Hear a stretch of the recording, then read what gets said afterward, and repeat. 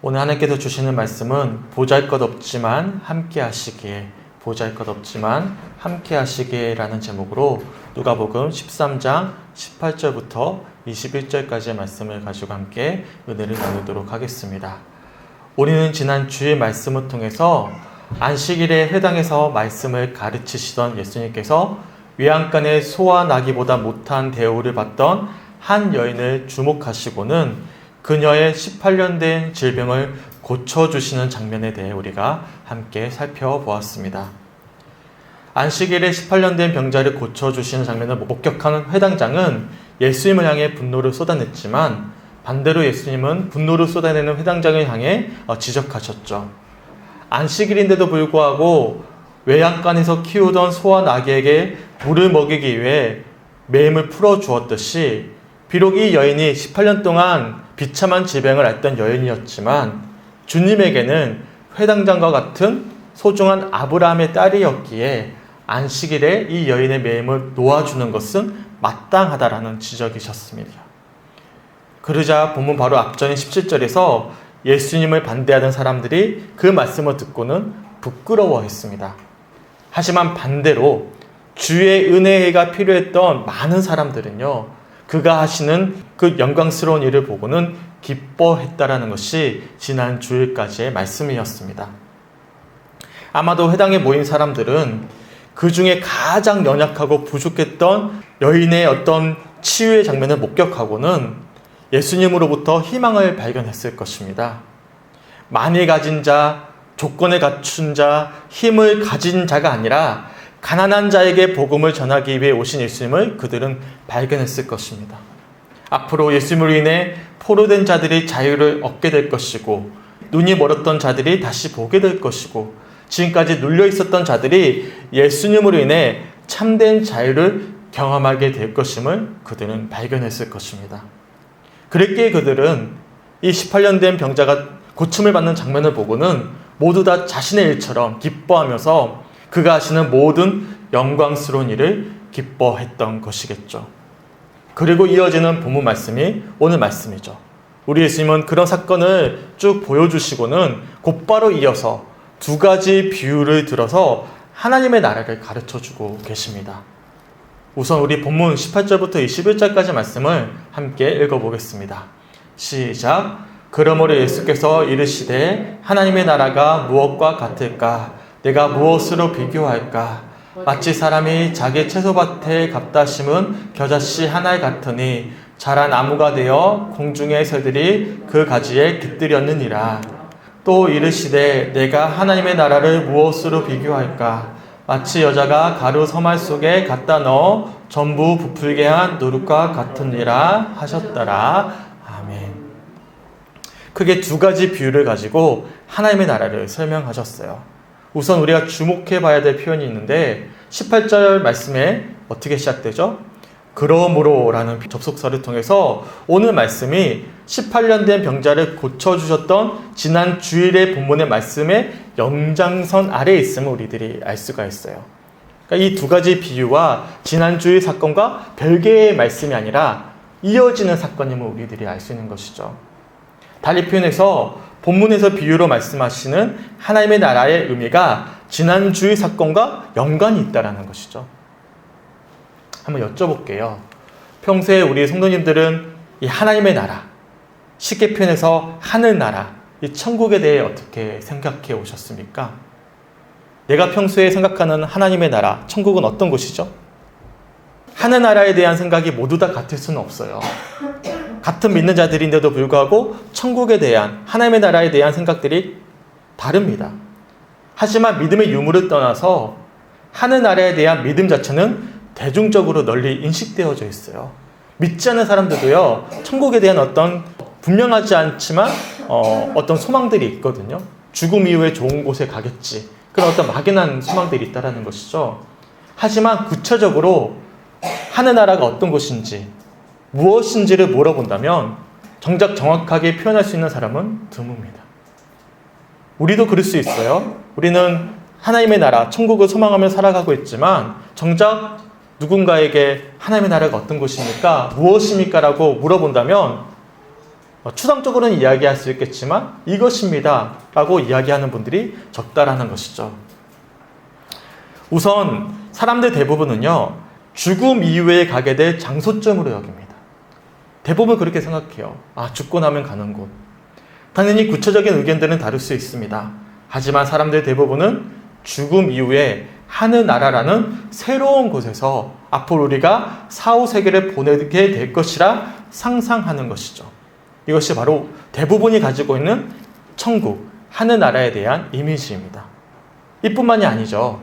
평소 하늘나라를 생각할 때면 영원한 기쁨이 있는 곳, 넘치는 행복으로 가득한 곳이라 상상을 합니다. 어떠한 슬픔과 고통과 아픔과 절망이 없는, 그래서 항상 기쁨과 즐거움으로 가득한 낙원이 바로 하늘나라일 것이다 라고 상상을 하는 것이죠. 그렇지 않습니까? 그래서 대부분의 사람들이 기대하는 하늘나라는 단순히 죽음 이후에 머물게 된 새로운 장소일 뿐만 아니라 영원한 기쁨과 행복한 감정을 영원히 누리는 것, 이것이 바로 천국일 것이라 기대합니다.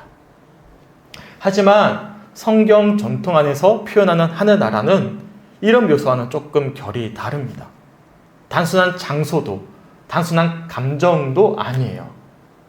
하늘나라를 단순히 사람을 위한 마지막 안식처이거나 영원한 만족과 행복을 누리는 장소로만 표현하지 않습니다. 우리가 머무는 장소, 우리가 누리는 감정이 천국이라고 이야기하지 않는 것이죠. 그래서 정작 성경을 찾아보면 하늘나라를 죽은 사람의 영혼이 사는 곳으로만 언급하는 경우가 많지 않아요. 대신에 지금 이 순간에 하나님이 거하시는 곳이 천국이다라고 많이 표현을 합니다. 무슨 말씀이겠습니까? 성경에서 말씀하는 하늘나라의 핵심은요, 장소가 아니에요. 감정이 아니에요. 우리가 단순히 죽어서 가게 될 새로운 장소와 참된 기쁨과 행복을 누리는 감정이기보다는 바로 하나님 그분 자신에게 있는 것입니다. 바로 하나님이 함께하고 계시기 때문임을 성경에서는 말씀하고 있다는 것입니다. 주님이 계시기에 그곳과 함께하는 그곳이 바로 천국이 되는 것이고, 주님과 함께하기에 우리가 참된 기쁨과 행복을 누릴 수가 있다는 것이 성경의 가르침인 것이죠. 이에 대해 최근에 학계에서 주목받는 폴라 고도라는 신학자가 자신의 책 마침내 드러난 하늘나라에서 이렇게 표현을 합니다. 조금 어렵지만 천천히 한번 읽어드릴게요. 대중적인 인식과는 반대로 성경의 전통은 하늘나라를 주로 우리가 아닌 하나님과 관련된 장소로 묘사합니다. 미래의 각 개인에게 영향을 미치는 곳으로 여기기보다는 현재의 세계 곳곳에 영향을 미치는 장소로 묘사합니다. 다시 말해 성경 안에서 하늘나라는 계속해서 하나님이 거하시는 땅 위의 장소로 묘사되고 있습니다. 하나님은 그곳에서 땅의 일에 개입하십니다. 인간의 부르짖음을 들으시고 천사를 보내기도 하시며 때로는 직접 간섭하시기도 하십니다. 우리는 지난 주일 본문 말씀을 통해서 18년 동안 병을 앓았던 여인을 지켜보았습니다. 그 여인의 삶이 어땠을까요? 지옥과도 같았겠죠. 얼마나 그녀의 삶이 지옥과 같았으면 11절 말씀을 어떻게 묘사하고 있죠? 18회 동안 귀신에 들려 앓았다라고 표현하고 있고요. 16절에서는 18해 동안 사탄에게 매인바 되었다라고 표현했습니다. 그녀의 삶이 얼마나 지옥 같았으면 18년 동안의 그녀의 삶이 귀신 들린 삶과 같았다. 사탄에게 매인바 되었다라고 표현하고 있는 거예요. 단순히 귀신 들렸다는 의미를 넘어서 그녀의 삶이 지옥과도 같았다라는 것이죠. 사실상 회당장이 기르던 소와 나귀보다 못한 존재로 취급을 받았던, 그래서 저주받은 삶을 18년 동안이나 이어가야만 했던 그녀의 삶은 지옥과도 같았습니다.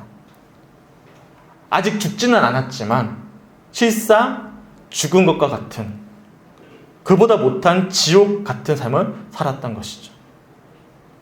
하지만 놀랍게도 예수님께서는요, 회당의 많은 무리 중에서도 특별히 그런 지옥 같은 삶을 살아가는 여인을 주목하셨어요.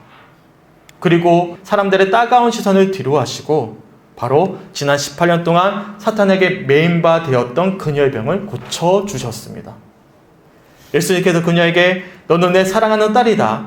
내가 내 병에서 놓였다라고 이르셨을 때 아직 죽어서 천국 가지 않았지만 그 순간 지옥 같았던 18년 동안의 삶이 청산되고 그 순간 천국이 시작되었을 것입니다.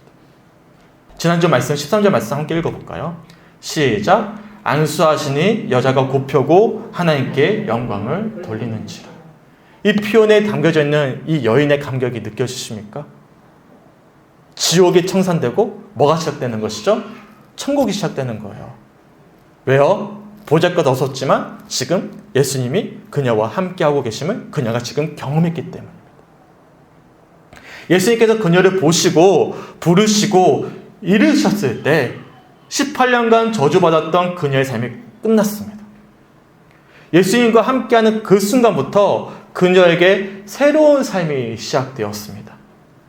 예수님과 함께하는 그 순간이 하늘나라가 되었고 예수님의 사랑과 은총을 받아 누린 그녀는 앞으로 사탄의 메인바된 그녀가 아니라 아브라함의 딸로 하늘나라의 시민으로서 변화된 삶을 살아가게 되었을 것입니다. 그리고 이어지는 말씀이 오늘 본문 말씀이에요. 다시 한 번 더 본문 18절과 19절 말씀 한번 읽어보겠습니다. 시작. 그러므로 예수께서 이르시되 하나님의 나라가 무엇과 같을까? 내가 무엇으로 비교할까? 마치 사람이 자기 채소밭에 갖다 심은 겨자씨 하나 같으니 자란 나무가 되어 공중의 새들이 그 가지에 깃들였느니라. 아멘. 저는 한 주 동안 이 겨자씨와 또 이어지는 누룩 비유를 보면서 예수님이 굉장히 탁월하게 비유하셨구나라는 것을 확인하게 되었어요. 우선 겨자씨 아십니까? 저도 잘 몰라서 찾아봤어요. 이 겨자는 당시 팔레스타인 지방에 들에서 자생하거나 재배하는 1년생 식물입니다. 4월부터 6월까지 노란 꽃을 피우다가 많이 커야 한 3m 정도 자라는 풀이래요. 결국에는 겨자 나무보다는 겨자 풀이라고 부르는 것이 맞다라고 이야기합니다. 그러니까 우리가 흔히 길 가다가 볼 수 있는 잡초와 같은 풀, 그런 것이 바로 겨자 풀이라고 이야기합니다. 특별히 이 겨자씨는 아주 미미해요. 저도 본 적은 없지만 사진으로 보니까 아주 조그맣니다. 근데 놀랍게도요, 예수님께서 하나님의 나라에 대해 비유하시기를 이 별 볼 일 없어 보이는 겨자씨 하나과도 같다라고 말씀하신 것이죠. 더군다나 본문 19절에 보시면 잡초와 같은 겨자씨를 자기 채소밭에 갖다 심었다라고 말씀하고 계셔요. 채소밭에 잡초가 나면 어떻게 하죠? 뽑아버리는 것이 당연한데 예수님은 도리어 자신의 채소밭에 겨자씨 하나를 심으셨고 더 놀라운 것은 그 씨앗이 도리어 우리가 흔히 아는 겨자 풀이 아니라 나무가 되어서 공중의 새들도 깃드는 참된 안식처가 될 것이라 말씀하신 것입니다. 당시에 가장 비싼 제목은요, 레바논의 백향목이었습니다. 실제로 솔로몬이 성전을 세울 때 레바논의 백향목을 수입해와서 화려한 성전을 지었거든요. 그래서 성경 곳곳에서는 웅장함과 하나님의 능력을 표현할 때면 백향목에 비유하곤 했었습니다. 하지만 예수님은요, 이 하나님의 나라를 비유하실 때 흔히 사용되는 화려하고 웅장한 백향목이 아니라 흔한 잡초와 같은 자그마한 겨자씨를 들어 하나님의 나라를 설명하셨던 것입니다. 이뿐만이 아니었어요. 이어지는 본문 20절과 21절을 보시면 예수님께서는 겨자씨 비유에 이르러서 누룩을 예로 들고 계십니다. 이 본문 20절과 21절도 우리 함께 읽어보겠습니다. 시작. 또 이르시되 내가 하나님의 나라를 무엇으로 비교할까? 마치 여자가 가루 서말 속에 갖다 넣어 전부 부풀게 한 누룩과 같으니라 하셨더라. 아멘. 누룩이 무엇입니까? 저는 잘 몰라요. 정확히 잘 모르겠어요. 하지만 성경에서 이 누룩이 종종 예로 들곤 하는데 대부분은 이 누룩이 성경에서는 좋지 못한 예로 표현이 됩니다. 예를 들어서 유월절과 무교절 기간에 누룩을 넣지 않는 무교봉을 먹게 하죠. 빵이 발효되기도 전에 애굽에서 탈출했던 과거를 상기시켜주기 위함이었습니다. 더욱이 신약 성경에 보시면 이 누룩이 좀 더 나쁘게 표현이 돼요. 마태복음 16장 11절에 보시면 예수님이 바리새인과 사두개인들의 누룩을 주의할 것을 경고하셨어요. 그러니까 바리새인과 사두개인을 누룩에 비유하셔서 나쁘게 표현하고 계시는 것이죠. 또한 고린도전서 5장 6절에 보시면 적은 누룩이 온 덩어리에 퍼지는 것을 알지 못하느냐라고 말씀하시면서 이 누룩을 좋지 못한 예로 사용하셨습니다. 그런데 놀랍게도 오늘 본문에서 예수님은 이 하나님의 나라를 비유하시면서 우선 보잘것없는 겨자씨를 예로 드셨고요. 그리고 이어서 평소에는 부정적으로 여겨지던 이 누룩을 예로 드셨던 것입니다. 자그마한 겨자씨가 자라서 공중의 새들도 깃드는 안식자가 될 수 있듯이 비록 부정적인 의미를 담고 있었던 누룩이었지만 가루 서말 속에 갖다 넣은 누룩을 통해 부풀어 올라 수많은 사람들이 먹을 수 있는 빵이 되는 것임을 말씀하고 계시는 것이죠. 여기서 밀가루 서말은요, 약 27kg입니다. 이것을 빵으로 만들면 약 150명이 먹는 분량이라고 해요. 27kg짜리 밀가루에 누룩이 떨어지면 놀랍게도 150명이나 먹을 수 있는 빵이 된다는 것이죠. 한번 여쭤보겠습니다. 우리 성주교회 성도님들은 이런 예수님의 비유를 들으시면서 어떤 생각이 드십니까? 왜 하필이면 예수님은 겨자씨와 누룩을 예로 들어서 하나님의 나라를 설명하셨던 것이겠습니까? 단순히 오늘 본문만 딱 떼어놔서 보면 보잘것없는 겨자씨 조그만 거와 누룩을 통해서 하나님께서 놀랍게 성장시켜 주시고 부흥시켜 주시는 것이구나 라고만 생각하실 수가 있어요. 그것도 맞습니다. 하지만 오늘 말씀은 뭐라고요? 지난주 말씀에 이어진다는 것이죠. 단순히 자그마한 겨자씨와 누룩을 통해 놀라운 성장과 부흥이 이루어졌다는 식으로만 묵상할 수가 없는 거예요. 왜냐하면 지난주 말씀이 있기 때문에 그렇죠. 왜냐하면 겨자씨와 누룩은 주목하기엔 별볼이 없는 대상이었고 부정적으로 여겨지던 대상을 우리가 간과하지 말아야 되기 때문에 그렇습니다. 더군다나 18년 동안 병을 앓던 여인을 고쳐주신 후에 가르쳐주신 하나님 나라의 비유였기 때문이죠. 하나님 나라는 겨자씨가 공중의 새가 깃들 정도로 누룩이 부풀어서 150명이 먹을 수 있는 빵이 될 정도로 예상과 달리 놀라울 정도로 자라납니다. 하지만 이 놀라운 성장과 부흥이 어떻게 이루어지죠? 보잘것없는 겨자씨, 잡초와 같은 것이죠. 또한 부정적으로 여겨지던 누룩이었어요. 이것을 통해 이루어졌다는 것입니다. 하나님 나라는 단순히 능력과 부를 가진 사람들의 영웅담을 만들어주는 나라가 아닌 것이에요.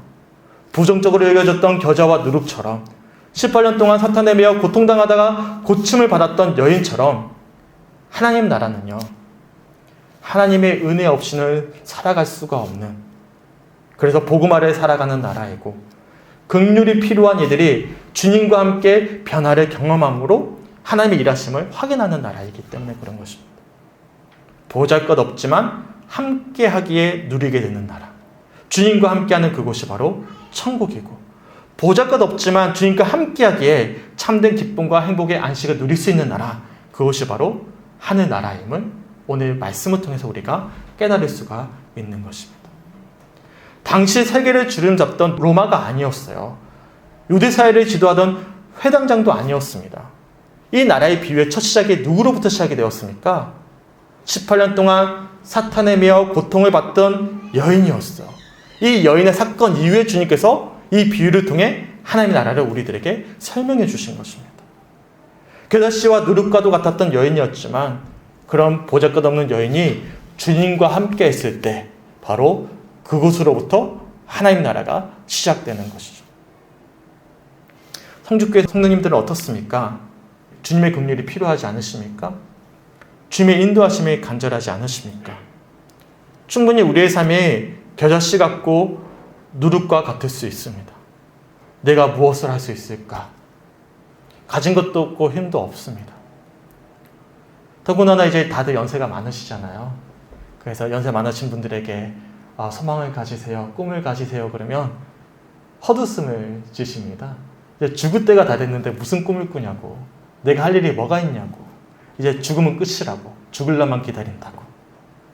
참 우리 자신을 돌아볼 때면 참 초라해 보이고 연약해 보일 때가 참 많이 있죠. 저뿐만 아니라 대부분의 성도들이 그런 환경 속에 놓여 있습니다. 그런데 장로교의 창시자였던 존 칼빈이요, 오늘 본문에 이렇게 주의합니다.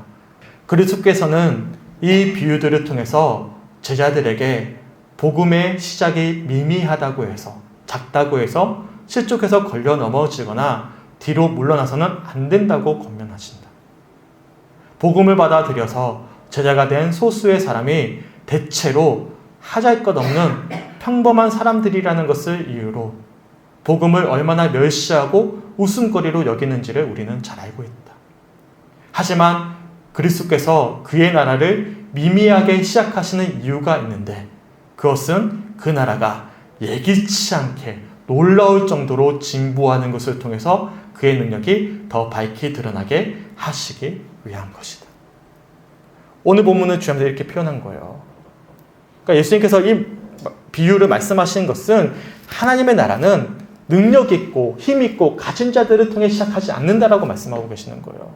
비록 이미 복음을 받아들인 자들이 소수이고 하잘것없고 평범한 사람들이라서 사람들로부터 멸시받을 수 있고 웃음거리가 될 수 있지만, 그래서 우리는 너무나 잘 알고 있지만 우리 주님은 그 미미한 이들을 통해서 놀랍게 역전시켜 가신다는 것이죠. 그리고 약한 그곳에서 강하게 하실 주님을 통해 하나님의 나라가 이루어가고 있음을 보여주실 것이다 라고 주의하고 있는 것입니다. 그렇잖아요. 이 모든 비유의 말씀이 18년 동안 병을 앓았던 여인으로부터 시작이 되었습니다. 더군다나 비유에 쓰여진 품목들이요, 겨자씨와 보잘것없는 누룩이었습니다. 하지만 이 겨자씨가 놀랍게 자풀이 된 게 아니에요. 나무가 되어져서 공중에 나는 새가 깃들여서 안식을 취하는 곳이 되어버린 거예요. 우리가 생각하는, 당시 이스라엘 백성들이 생각하는 잡초가 아니었던 거예요. 나무가 된 것입니다. 더군다나 이 부정적인 누룩이 들어가더니 150명이 넘는 사람들이 먹을 만큼 넉넉한 양식이 되었다는 것이죠. 역전이 된 것입니다. 이것이 바로 하나님 나라임을 말씀하고 있는 것이죠. 그리고 이 하나님 나라의 시작은 연약한 자들과 함께하고 계시는 우리 주님으로부터 시작되는 것임을 말씀하고 있는 것입니다. 지난 8한 해 동안 안식월 기간을 가지면서 여러모로 참 힘겨웠어요. 목회자로서 너무나 중요한 말을 할 수 없을 수도 있다. 그리고 생각을 더는 깊이 할 수 없다라는 어떤 진단을 받고는 불안과 초조함을 사실 지울 수가 없었어요. 그리고 한 달 내내 내가 뭘 잘못했을까? 네, 아마 많이 깊이 돌아봤어요. 그랬더니 사람이 참 너무 자신을 돌아보는 것도 안 좋은 것 같아요. 돌아보다 보니까 그래서 부정적인 생각이 드는 거예요. 내가 지금까지 뭐 했나? 뭘 잘못했나? 뭐가 부족한가? 이건 아마 마귀가 주는 생각이지 않았을까 싶어요. 지금 생각해보면 내가 지금까지 잘했던 부분을 봐야 되는데, 하나님 앞에 잘 쓰임받았던 부분을 봐야 되는데 항상 부족한 부분만 보다 보니까 더 힘들어졌던 것 같아요. 근데 놀랍게도요, 나는 이렇게 연약해지고 넘어졌는데 주님이 계속해서 함께 해주셨어요. 특별히 주변의 귀한 분들을 통해서 그 사랑을 확인케 하셨어요. 우리 손님들이 제게 찾아오셔서 사랑을 나눠주시고 기도해 주시고 가시는 분들도 계셨고, 문자를 보내주시고, 평소에 지인분들이, 더 놀라운 것은 한 번도 본 적이 없는 분들이 어찌어찌 소식을 전해 듣고는 이렇게 섬김을 나눠주시고 기도해 주셨습니다. 그래서 지난 해 동안 저 자신은 스스로 보잘것없다고 여겼어요. 나는 진짜 아무것도 할 수 없구나. 내가 참 많은 것을 잘못했구나. 부족하구나. 그렇게 저 자신을 여기고 있었는데, 우리 주님은 그렇게 저 자신을 하대하게 여기고 홀대히 여기는 저 자신에게 찾아오시는 거예요. 수많은 사람들을 통해서 연약하기에, 부족하기에 지금 주님의 사랑이 필요하고 너와 함께 하겠다라고 계속해서 콜링하고 계시는 그 주님의 사랑을 확인할 수가 있었습니다. 성도님이 이런 문자를 보내주셨어요. 목사님, 주님의 마음으로 사랑합니다. 목사님을 사랑하시는 하나님께서 오늘도 역사하고 계십니다. 두려워하지 마세요. 하나님을 기대하고 기도하겠습니다. 축복하겠습니다. 나는 사랑을 못 느끼고 있는데 주변에서 하나님이 목사님을 사랑하고 계신다라고 이야기해 주시는 것을 보면서 다시 한 번 더 용기를 얻고 힘을 얻는 그런 시간들이 되었습니다. 그리고 다시 한 번 더 하나님의 나라는 뭔가를 갖추었기 때문에 뭔가 잘하기 때문이 아니라 비록 보잘것없지만 주님이 함께하고 계시기에 바로 이곳으로부터 하나님 나라가 시작되는 것임을 다시 한 번 더 확인할 수 있는 시간이 되었습니다. 우리가 항상 예배 마지막에 부르는 찬양이 있죠. 아무것도 두려워 말라. 주 나의 하나님이 지켜주시네. 놀라지 마라. 겁내지 마라. 주님 나를 지켜주시네. 내 맘이 매겨워 지칠지라도 주님 나를 지켜주시네. 세상의 엄한 풍파 몰아칠 때도 주님 나를 지켜주시네. 주님은 나의 산성, 주님은 나의 요새, 주님은 나의 소망, 나의 힘이 되신 여호와. 아멘. 소망에는 겨자씨와 같고 누룩과도 같지만, 그리고 사탄의 미와 18년 동안 병을 앓았던 여인과 같지만, 그래서 우리 자신을 돌아보았을 때 보잘것없어 보일 수 있겠지만 주님이 함께 하시면 공중에 나는 새들 깃들고 배고픈 이들도 배불리 먹을 수 있는 하나님의 나라를 단순히 죽어서만 가는 곳이 아니라 우리가 살아가고 있는 이 순간에 누리게 될 것입니다. 왜냐하면 주님이 보잘것없어 보이는 우리와 이 시간 함께하고 계시기 때문입니다. 소망하게는 오늘 주시는 말씀들을 기억하셨으면 좋겠어요.